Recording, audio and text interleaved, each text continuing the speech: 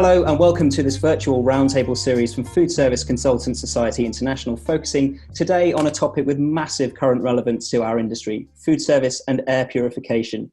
I'm Michael Jones from Progressive Content and Editorial Director of FCSI's Foodservice Consultant magazine.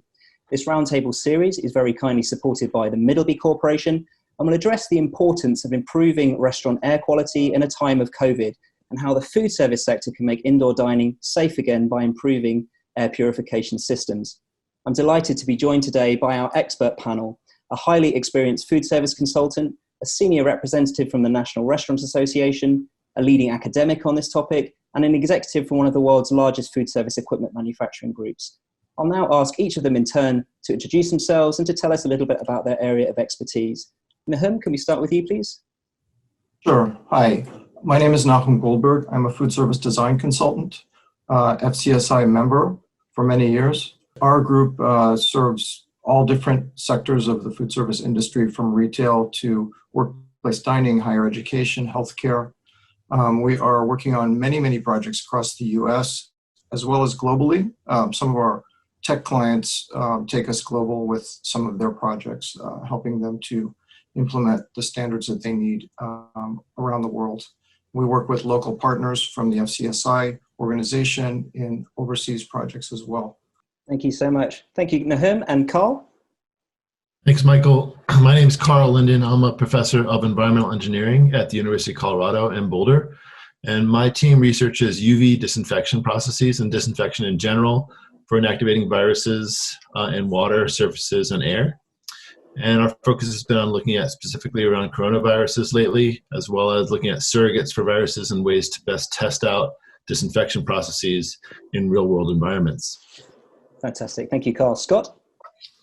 Yes, my name is Scott Heim. I'm the president of Middleby's Ventless Cooking Solutions, and I'm also really excited to be leading the team, cross-functional team, that's launching the Blue Zone by Middleby. It's an air purification technology that actually uses UV germicidal light to kill the virus as well as molds and bacteria. And that launch is underway as we speak. Great stuff. Thank you, Scott. And Patrick? Thank you, Michael. My name is Patrick Guzzle. I'm the Vice President of Food Science with the National Restaurant Association. I've been involved in retail food safety for over 20 years, most of that time as a regulator in and around the state of Idaho. A couple of years ago, I started doing some consulting and some training involved in food safety. I am a native of Northwest Colorado. So, Karl, I'll say go Buffs, although I didn't go to school there. I'm a native of Northwest Colorado, but I've lived in Idaho for most of the last 30 years. Fantastic. Thank you, Patrick. Let's stay with you, please. And first question to you. From your purview at the association, can you please just give us a top-line overview of the current state of play with regards to indoor dining in the US? And also tell us how the association is continuing to update its own guidance on reopening safely for restaurants.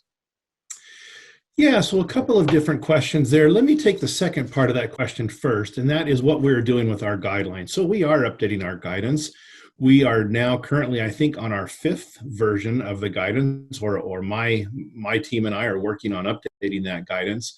The latest update that we're hoping to push out within the next couple of weeks will include much more information on the importance of restaurant management educating their staff in regards to COVID protocols. We have collected some preliminary data that indicate COVID virus that seem to be directly attributed to a restaurant setting. In approximately 54% of those cases, there's evidence that the management did not get the training down to the employee level. And so our guidance currently is going to really emphasize the importance of training. We're also going to emphasize, or we're in the process of emphasizing, the importance of getting the vaccine once it is available for you in your area. And we highly encourage that for all food service employees. The other aspects of the guideline have been updated as we've seen necessary to do. All of the guidance that we have put out has been based around CDC guidance.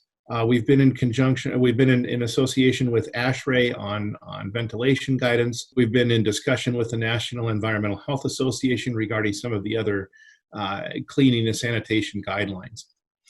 Now, you asked about what's the overall view as far as restaurants operating right now. that really depends on the individual state or territory where the restaurant is located. We are seeing there are states where they're getting closer to 100% operation, or they might even be at 100% operation with certain restrictions in place. For example, keeping the tables 6 feet apart, guests wearing masks while they're not eating, and other factors like that. Fantastic. Thank you, Patrick. It's a great update. Karl, let's look at the science here. What are the latest findings you and your peers are observing with regards to how air purification and sanitation needs to be improved? And also, what measures would you like to see operators now taking with regards to air purification? Yeah, thanks, Michael. I think Patrick mentioned the term ventilation. I mean, that's going to be obviously key. And one of the key parts of ventilation is not just removing the air from the spaces that people are in, but also then disinfecting that air to make it safe to reintroduce into the environment, virus-free and pathogen-free. So really the three main areas of intervention that we can think about in, say, restaurant settings and other indoor settings are looking at ventilation with some type of disinfection in the ventilation system. We work a lot with the UV-based systems, which work very, very quickly. In a matter of seconds, you can inactivate viruses to a very high level. The other one might be upper room germicidal UV disinfection. So we have UV lights perhaps in the upper air, in the upper room along the ceiling, and you're trying to move the air up to the ceiling and keep the circulation going inside the room so you can continually disinfect that air. And the third one would be really surface disinfection to make sure all our surfaces are being cleaned and constantly being cleaned. And in this case, there are some new UV-based technologies we've been working on, looking at far UVC technology, which is a UV light wavelength that can actually disinfect viruses in the presence of humans. You know, typically we don't want to be in the space of UV light with certain wavelengths, but now this new UV technology approach is allowing us to have some UV spaces being flooded with UV light and having the spaces be disinfected in the presence of people under a certain threshold level of exposure, of course. So these three kind of strategies I see as being kind of at the forefront of keeping restaurants and indoor spaces safe. And I think implementing any one of these would be a great advance, especially in complement with, you know, enhanced ventilation and understanding the airflow within a system and keeping the air exchange rate very high. That's going to be keys to reducing infection rates. That's a great summation. Thank you, Karl. Scott, let's bring you in here. From your perspective, how is innovation helping now to address this industry challenge that Karl's just described there? And that's the key word, innovation, Michael. And you look at a year ago, who would have thought a year ago we would see the shutdown, the lockdowns go almost the entire year? And as you just heard Karl talk about, there have to be ways to look at that indoor environment to make it safer. So back to innovation, we knew that wearing these masks were going to be key. That would help stop the large ballistic droplets from going out there. But the real nugget, the real insight occurred in September or October when the CDC realized it was the small little aerolized droplets that have to be dealt with. And so what we did, at least at Middleby, is we actually went back to the drawing board, figured out by using UV germicidal light at precisely 254 nanometers, you can actually destroy the virus. But just like Patrick and Karl said, you've got to figure out ways to look at ventilation, look at the entire robust hygiene protocol. It's not a one solution. We're looking at right now in terms of innovation, an air scrubbing device that can kill the virus using UV germicidal lights. Excellent, very exciting stuff. Thank you, Scott. Nahum, your perspective as a food service consultant, as the world gets vaccinated now, thankfully, and that is progressing at a pace, and the food industry can now begin to look ahead to a time after the pandemic, one hopes. Why is it essential that the industry works really hard now to create these robust hygiene protocols that are going to make indoor spaces much safer? Thanks, Michael. First of all, I want to say that I'm really intrigued by Karl's work in studying the far UV and getting kind of focusing on understanding the airflow in the space and the effectiveness of UV ventilation systems and protocols. I think now is a good time as ever to create the protocols for a safer work environment as well as for guests. Design approaches and technology are kind of developing to help with the current pandemic and be ready for whatever the future brings. And the future is a little bit unsure, as we saw in press briefings, express the fact that it's very uncertain about whether there's going to be additional waves of issues coming through. So now is a good time as ever to work on these protocols.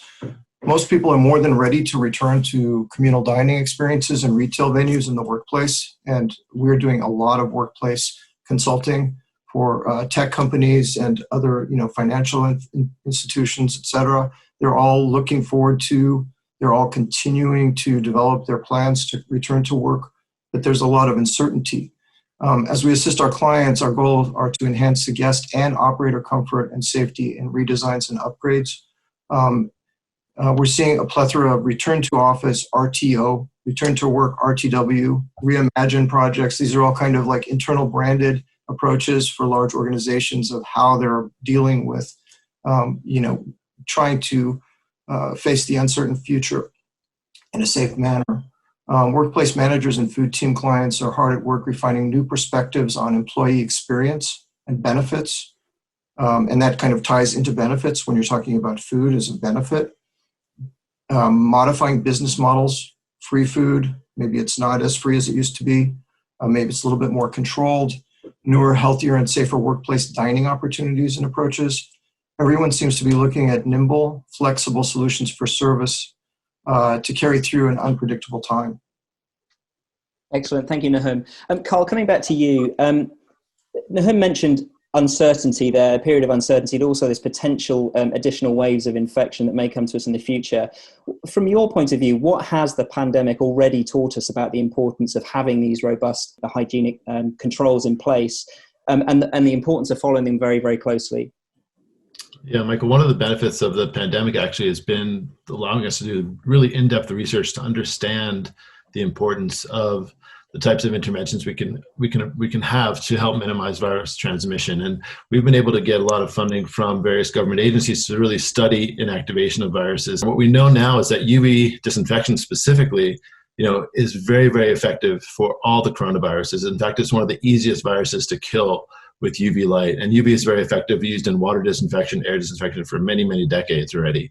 And being able to study specifically these coronaviruses and these respiratory viruses and kind of coalesce that information in a way that's never been done before has allowed us great confidence in moving forward with effective controls such as UV in various applications. And granted, this is my area of research and expertise, and we've been doing a lot of this work. So I'm a bit biased toward the UV solutions, but it just makes a lot of sense. UV works in a matter of seconds. It results in no residual chemical smells or disinfectant kind of cleaners that are around. It's just such a smart solution to indoor air spaces. And we've really been able to study this as part of our work over the past year and the research we've been able to do in the lab. Excellent. Thank you, Karl. Patrick, Karl mentioned the phrase effective controls there. And to use another phrase, one hesitates to say taking the positives from this situation, but are there any key learnings that we can take here from an operational perspective? What have we essentially learned from this situation that will equip us for future challenges? Yes, Michael, there are some good takeaways from this. Scott mentioned earlier innovation, and what we're seeing through this pandemic is the innovation of the human spirit. We're seeing ways to get through this and to adapt business practices and other personal practices to be able to allow us to still have some interaction, specifically in a restaurant setting. Nahum mentioned that we know consumers are ready to go back to restaurants. We know that. But we also have to make sure those consumers are protected when they do go back to restaurants. So I would point to the innovation of the human spirit as a whole in terms of how we've dealt with this pandemic and how we continue to deal with it. A couple of other, I think, key takeaways are, again, it's been able to really re-emphasize for us the importance of proper hygienic practices, the importance of caring for each other. And I think it's taught us a great deal of patience as a human species as well. Hopefully we'll be able to get through this in the next, hopefully, few months, and we're starting to see some lights at the end of that proverbial tunnel. So we're hopeful that things continue on the upswing as far as getting over this pandemic. Thank you, Patrick. Scott, Patrick used a lovely expression there, the innovation of the human spirit. How are you guys working closely with operators, with consultants, with regulators, with industry bodies like the association to garner their feedback and implement it into solutions you're able to provide? How are you capturing that innovation of the human spirit? Sure. That innovation of the human spirit is absolutely critical, and Patrick is correct. That's what sparks me. We knew we had a solution. When we got the third-party testing data done, and I knew we had a kill rate of 99.9995, my first call was to NGAssociates, to Nahum. The most important group to get after is the FCSI designers. The industry knows, the operators know FCSI is looking for solutions, and they're an umpire. They're not looking to favor one group or the other.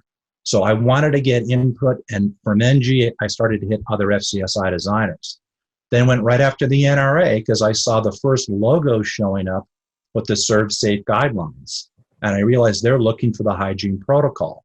And I'm not advocating, I'm not stating that Blue Zone is the only solution. It's not the holy grail, it's not the silver bullet, but it can be part of a robust hygiene protocol.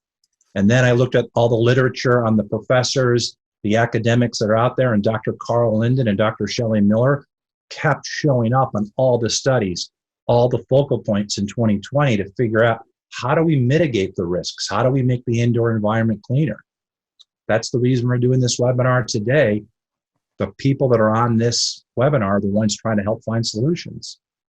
Excellent. Thank you, Scott. And Nahum, let's bring you in there. Scott talked there about maybe the solution that his company is working on has been part of the whole process, part of the contribution towards bringing that confidence back for indoor dining, that RTO and RTW that you mentioned as well. What further measures would you like to see in place in order to give regulators, but also local health departments and crucially customers, the confidence that indoor dining can fully open again safely? What more do you want to see in place? So, I don't have yet direct experience with air purification or surface sanitizing systems, but I'm very hopeful and encouraged by the research and the products that are coming out. I think the normal cleaning, sanitizing methods and procedures that have been in place for years in the industry are really key. UV has been around in the food service industry. I've been aware of it for decades, used in cleaning cycles for blast chillers, water purification, hood systems, knife sanitizer cabinets, etc. I think the areas of focus we're seeing are primarily with the operators that we're working with. And we're working with a lot of operators in the workplace, dining, as well as healthcare. The social distancing, the space allocation, the general air exchanges in the building, other new operational oriented technologies such as touch-free equipment, breath protector upgrades, and ordering technologies. On many projects, we're creating flexible service solutions using kind of a three-tiered approach. It's kind of my spiel on this for meal experience and delivery to maintain services. Day 2, served or plated for you, where there's still that separation from the guest from the food. And day 3, say beyond COVID, some level of return to self-service and the buffets. With design flexibility to allow reversal in course based on worsening situations or stricter guidelines. So everyone is looking at that flexibility, being able to pivot forward and backward through these different types of service. And that really is implemented in the way the breath protectors are designed, the workstations are designed. Equipment and technology systems are leaned on for greater safety as well as perception and confidence for the employees and guests. Of course, hands-free hand washing sinks and faucets are one of the main additions that we're adding in front and back of house areas. In some of the studies we're doing and upgrades, masks are going to stay for some time, I believe. Much greater scrutiny on staff's personal hygiene, clean, fresh uniforms. I think those are going to be really, really drilled down onto by organizations and operators. And then signage and orderly assembly and queuing limitations, those type of things, more of the standards that we're seeing in a lot of other institutions that are open, banks, supermarkets, etc. Brilliant. Thank you, Nahum. Patrick, is there anything that you'd like to build upon from Nahum's point there as to how we as an industry help bring that confidence back for dining guests in the future? Yes, I think the biggest important step that any restaurant or any person involved in the hospitality industry can do is to demonstrate to their clients the steps they're taking to protect that client's consumer or to protect that client's health and safety. Just one example comes to mind. The National Restaurant Association does have right now what's called the Serve Safe Dining Commitment. I want to stress a couple of things. It is a commitment. Participants in the commitment are asked to take extra steps that include some of the things we've been talking about: social distancing, increased cleaning and sanitization, increased education for the staff within the food establishment. Participants in the Serve Safe Dining Commitment are given a placard that they can place in their window, and then consumers can see right away that as a member of the Serve Safe Dining Commitment, this restaurant is committed to these extra steps to ensure consumer health and safety. There's also a website where consumers can go on and see who or what restaurants around me are participating in the Serve Safe Dining Commitment. Where can I go to know that my health is being protected? If you're not a participant in the Serve Safe Dining Commitment, I think it's absolutely important that you communicate your extra steps to your clients and let them know we are taking the necessary steps. We are concerned about your health and safety, and here's how we're doing it. Brilliant. Really good. Thank you, Patrick. Karl, let's do a little bit of future gazing here. From your perspective, what does the future look like for improved air purification, better ventilation? Where do you see this technology heading?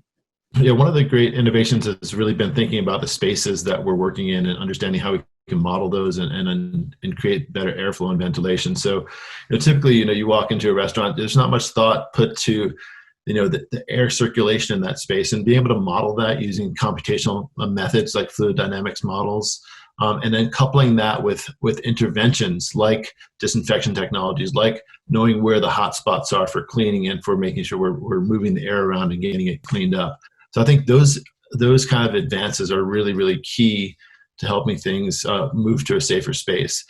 As far as the future goes, we've been working, as I mentioned, on these UV technologies that actually can be used in the same space as human exposure, and understanding what those threshold limit values are for exposure to human beings. And imagine having a UV sanitation device over, say, a dining table, and that whole cone of area is actually safe because it's being irradiated with UV germicidal light that's actually killing viruses as you're speaking, as people are walking through the space. And keeping that threshold level value down and low enough so it's not harming humans and not harming your eyes or your skin, but inactivating the viruses. I think understanding this more and doing more research in this area is really exciting to me. We're really pushing this area in my research lab and understanding more and more how this type of UV light works for inactivation in public spaces. And it's different from the 254 Scott was mentioning. It's just a different wavelength. These other light sources are less powerful, but they are still very germicidal, and they can actually cause and help improve the spaces that we work in and that we live in, especially in high traffic, high touch areas. So that's a really exciting advance for me. And we're trying to translate this information to the industry through white papers and kind of understandings what we found in the research side. It's the air mapping, it's that airflow in that indoor space. That's the key thing. And it's not going way out into the future. It's really looking at the second half of 2021 and looking at 2022. It's looking at that indoor space, that cubic foot location, and how do you scrub the air? How do you actively pull the air in? And there are lots of solutions that are emerging because people want to jump on this new air purification category. But unfortunately, there are certain products, certain brands that are being launched where they say it's one size fits all. And just as Karl said, that's not true. Whether it's ionization or other insertion methods, you got to look at that airflow. You got to look at the potentially contaminated air that's going to be pulled into a germicidal chamber, if you will, and to kill the virus and the molds and bacteria. That's going to be key to get the right kind of robust hygiene protocols installed. What you said is so important, and it's so true. And we see this in the restaurant industry as well. Unfortunately, one size doesn't work for everybody, and we encourage restaurants to work with qualified individuals to look at exactly what Karl was discussing, that mapping of the airflow, right? And identifying then what is going to work best for my facility. We know that some restaurants are located in historic buildings, and ventilation and an airflow system might get a little bit tricky there, or maybe it's in a setting where it's shared space with other businesses. And again, that might present some other challenges as far as how we map that air and what that air purification looks like. So we encourage folks to work with qualified individuals to do exactly what you're talking about, Scott and Karl. Identify the system that's going to work best for your space and implement it then.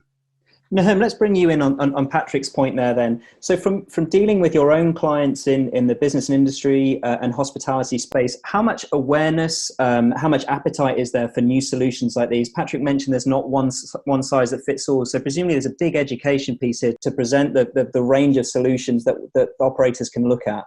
So workplace is a science in Silicon Valley, and I think probably globally. And it kind of starts in the overall workspace, but drills down to different areas like food service.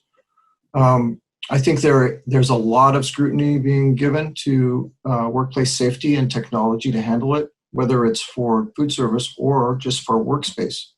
I watched a presentation by one of the leading tech companies' workspace general design manager, speaking about modeling the airflow within the space and providing actual prevention for and mitigation of COVID when you have people sitting at different levels and in the workspace. You have ceilings of different heights, cross ventilation challenges, etc. So I think it's on everyone's radar, and I'm really glad to hear Scott and Karl speaking of the airflow modeling as key to really developing and implementing this type of technology. But everyone is definitely aware of how critical it is right now to focus on compliance with hygiene protocols. There's much more scrutiny given to basic normal practice in the workplace, including temperature checks for employees coming in, use of gloves and masks properly, social distancing in the back and front of house, touchless workspace solutions, increased air circulation, surface sanitization. So it all comes down to training and clear goals for the teams, but it's a big focus. Let's stay with the training aspect for a second there. Patrick, you mentioned at the top of the roundtable the survey where 54% of cases training wasn't filtering down to the employee level.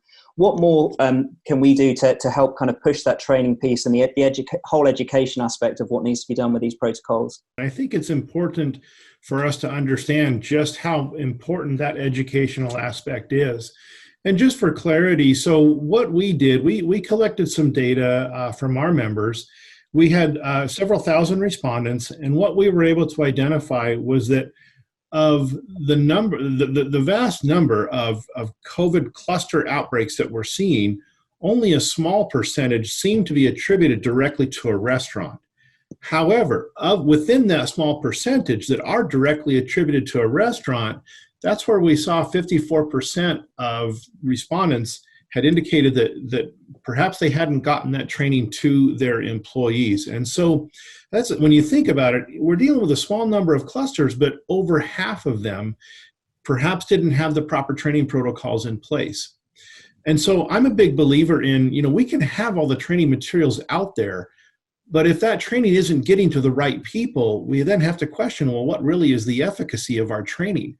And so I think that we just have to really keep in mind the importance of once we get the information that we need, we have to make sure that all of our staff members and those around us, really, our guests perhaps also might need some training on this and just understand all the different aspects that are involved in what we're doing to try and protect guest health and safety.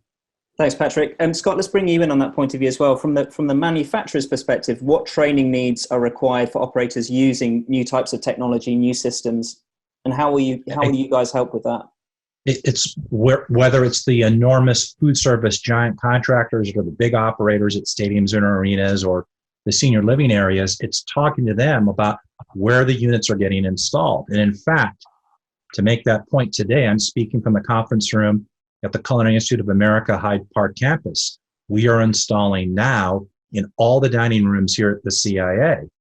And it's key, even with the CIA, to explain exactly where the units go in the ceiling, which ones go in the wall or the wall mounts, and even the bathrooms. And this comes back to what we've been talking about collectively, learning about managing airflow. The men's and ladies' bathrooms, those doors are closed. Those are potential areas with contaminated air. So constant education with the operator. And once the operators know, it's getting back to the employees about the masks, just as Nahum said, it's the mask, the social distancing, and making sure you're scrubbing the air with an active system that's using UV light.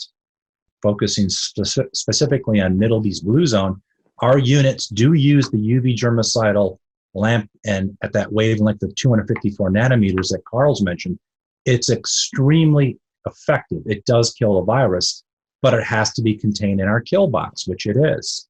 If that light spills out, it could actually harm human eyesight, as well as the line cooks, the people that are working in the restaurant. It's key that the units can work when the guests are arriving, when breakfast, lunch, and dinner are being solved. As this emerging category is just starting, there are certain products that are going out there that state they can't operate during the regular business hours. That's a huge flaw. So there's still a lot of education, a lot of awareness building we have to do, Michael. But we're in that launch phase right now, and we've got to work with the operators. Thanks, Scott. Patrick? Yeah, Scott, I'd like to follow up with you on that and kind of tie into Michael's question too. Can you speak to what do you guys do, or what are you doing to educate management and also other people within the facility about the proper use of the technology? How do we ensure the machine is working correctly? Yes, that's the key thing. Luckily, with all the lab testing we've done, we're using tried and true Blue Zone technology. And actually, Nahum's team, NGAssociates, have been putting our food preservation units in walk-in coolers for many, many years. So we know the units are reliable and robust. But we can't wait and have these light bulbs, have the actual lamps start to lose their efficacy. So at exactly 12 months, the unit will shut itself off. New fresh light bulbs, new kits, all 4 UV lamps have to be replaced. So that's the discipline to make sure it's never going to lose the effective kill rate that we have. Other than that, everything's contained in the box, but we have to help our operators. We have to let the customer know this is where they go in the ceiling, this is where they're going to go on the walls, these are where they need to go in the bathrooms. And we even have to look at that air mapping, which is what Karl's been talking about. And so that's still going to take a lot of involvement on my team. And we've got 70 install teams spread out all over the US that go in with the operation. We don't just throw that in as a problem for FCSI to figure out, or the architects or the operator. We want to be involved, especially as we're in that launch phase. Thank you, Scott. Karl, as a natural extension of talking about education here, do you feel, from your point of view, is the science being listened to enough by the industry currently? Does it need a bigger seat at the table? Great question. Something I work with every day, honestly. I mean, I feel like there's such a huge, amazing knowledge base within the industry that we need to understand as academics and as researchers, as well as, our research doesn't do any good if it sits in the lab and doesn't get translated into action. So marrying those two issues, the researchers with the industry, is really key. And I really love working with industry, with folks like Scott and others, to really advance the science to apply to real world problems. And in this case, I get a lot of calls from industry looking at new techniques, new gadgets, new widgets, test this out. Does this work? Does this not work? A lot of them are UV based, some of them are different based. And, I always ask the same questions. Is it efficacious? Is it going to do the job of killing the virus? Is it practical to put into the space that you're looking at? Does it cause any harm beyond what you think is actually doing good? So for instance, are there certain chemicals that get produced by the product that actually could cause harm and could cause more air pollution? And we know this is the case for some products that are out there. We don't want to produce ozone, for instance, in the air and have people breathe that in. We want to make sure we have the right wavelengths of UV light that aren't producing ozone, for instance, for instance, like 254 and 222. These are ones that are safe and safe to use. But other products that are out there, we need to understand what are the ancillary issues and kind of byproducts that might be forming, and really understand holistically how to apply solutions. And we can't do that unless we work directly with industry, unless we have platforms to test our systems out. So it's really exciting for me to be part of industrial development and progress and working on real world problems. And, I have gotten a lot of calls from restaurants, all over the country saying, hey, how can we use UV to help us become cleaner? How can we help gain the confidence of our customers and create a better and safer space? And that's the really exciting, part for me working as a researcher at that kind of, confluence of practicality, serving the industry, and doing some really interesting science as well. That's really encouraging. Thank you very much, Karl. Nahum, to Karl's point there about actually applying the solutions, in terms of the clients you work with, in terms of efficacy and practicality, what do you think will be the most pivotal type of innovation for food service operators regarding how to actually contain and kill germs? What's exciting you the most? I think I'm definitely open to learn more about as the UV technology develops and the implementation. I think it's really exciting to think about bringing, perhaps Scott and Karl as a team into a project and, doing testing. I think, the basics are really where it's at for me. Personal hygiene, hand washing, surface sanitation, designing for proper flow to avoid cross-contamination in kitchen work areas. I think that's where most of our clients are looking. Together with that, the training that ServSafe offers is really incredible, and we've been referencing that throughout the pandemic. And there's a lot of information that's there and readily available. You don't have to, sign up for anything, basically. It's all right there. And so I think coming back to training is one of the key things. You mentioned there, Nahum, that the basics are kind of where it's at for you. How do we help restore the confidence of dining guests, and what more can consultants do to play their part in instilling confidence? So each business and organization really has its own particular approach. And, you might gauge that on a scale of of how optimistic they are about the future. So some of them are like, oh yeah, this project is post-COVID. Don't even worry about it. We'll have self-serve salad bars when this thing gets built. And some of them are looking to be able to pivot. A common theme is to reimagine the experience and redesign or create a tangibly different flow pattern with an enhanced feeling of comfort and safety. And that's a lot of this return to work, return to office. Food is better protected, moving away from classic serve yourself buffet to full service setup or plated for use solutions. Glass guards are added, modified for better coverage. Kiosk ordering systems and smartphone apps are implemented to minimizing time and interaction in sometimes very tight servery spaces. These are all things to kind of create a new experience. Flow at some of the counters are changing in existing facilities that we're looking at upgrading or modifying the way they're working. Sometimes adding order and pickup areas, which used to be just a self-serve buffet. It's a sharp contrast to the actual conventional self-service line.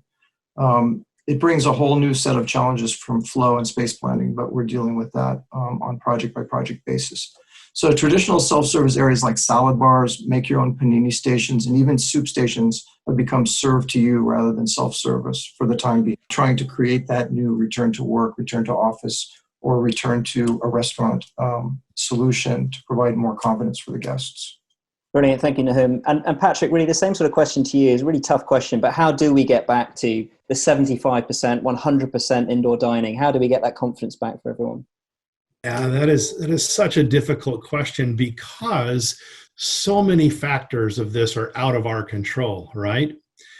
The epidemiologist side of me, I did a little bit of work with epidemiology when I was a regulator. The epidemiologist side of me says we're not going to ever get to that rate until we see positivity rates of the virus decrease substantially. And I think CDC probably has some information about what those targeted positivity rates are. Now, putting that aside, how do we get to that point?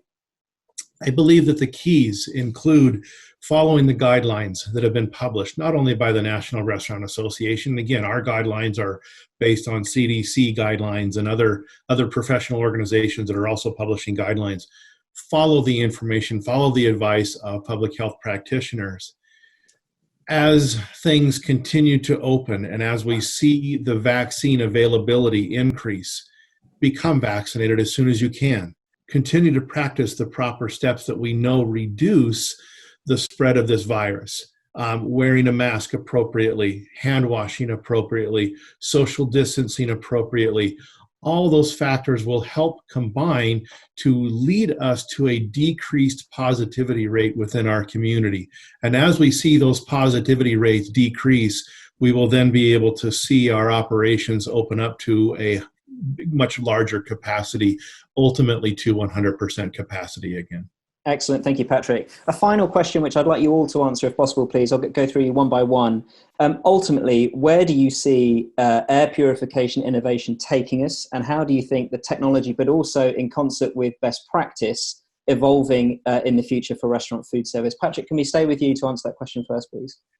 Sure. I think that as I look at air purification technology and going back to some of the things that we have learned about this virus and some of the positive takeaways, I think we will be better prepared for a future situation. Unfortunately, the realist in me has to say there will be another event at some point in our lifetimes. Hopefully it's not as drawn out as we've seen this one, but there will be other events that take place. And so if we begin implementing steps about air purification now and learning what we can about it now, I think it better prepares us for whatever the future might hold. Great answer. Thank you, Patrick. Scott, same question to you, please. Yeah, again, I'm going to build on what Patrick said. I wish we could say once we get the vaccines and once we get that herd immunity, we go back to normal. I don't think there's going to be a back to normal. We hear about the mutations, which are scary, from South Africa, Brazil, and the UK. Who knows, a year from now, 2 years from now, we may need booster shots to keep this at bay. But air purification, indoor air quality now is very, very, it's an attuned issue. It's not going to disappear. It's not going to go away. So it's looking at those indoor spaces. How do you make them safer? Anywhere people congregate that are indoors, and as Karl said, you got to look at the airflow. You got to look at the ventilation. And if you've got a problem with the airflow, how do you scrub that air? So it's going to be robust hygiene protocols going forward. Air purification is part of the solution. And I just see that that's going to be key if we want to restore the confidence and get people to restaurants and get people feeling safer when they're indoors. Excellent stuff. Thank you, Scott. Karl, same question to you, please. Yeah, thanks, Michael. I think, when I think about what we've learned over the last year and a half around indoor air quality, healthy spaces, I think, we're not just looking at COVID, we're not just looking at this respiratory virus specifically, but we're looking at into the future of really creating healthier spaces all around. And I feel like the things we've learned we'll take with us. It's not going to go back to the way it was, but that's a good thing because we want it to advance and progress and keep people safer and healthier. And that's the really exciting part for me, is really having some of these ideas and the science really being entrenched into the industry, and the industry growing and learning and creating better and safer spaces for all of us. And I think that's a positive. Brilliant. Thank you, Karl. And Nahum, finally you, please. I think air purification systems and indoor air quality is really very, very key to where we're going with dealing with COVID, but also for the future, as the other guests have said. Testing and proving for a specific space and modeling is really important, and I'm really encouraged by what I've heard today, that it sounds like that's the direction the industry is going. Factors such as fan capacity, space volume, cross-ventilation issues, and potential virus load in each unique room or environment need to be looked at. And I think, this is, the industry is going in that direction, and I'm very encouraged by that. On that very positive note, we shall leave it there. This has been an outstanding discussion. I've certainly learned a hell of a lot from this, so it's covered a huge amount of ground. Thank you, guys. I'd like to thank Middleby for their support and to thank each of our panelists for taking the time and giving us the benefit of the huge amount of experience they have. Thank you, Nahum, Patrick, Karl, and Scott. And thank you for watching. Stay tuned to FCSI.org for more roundtables. Thank you.